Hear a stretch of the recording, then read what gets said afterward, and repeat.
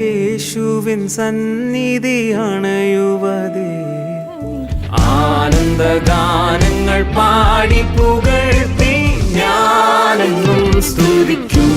N പരനെ തിരുമനസ്സു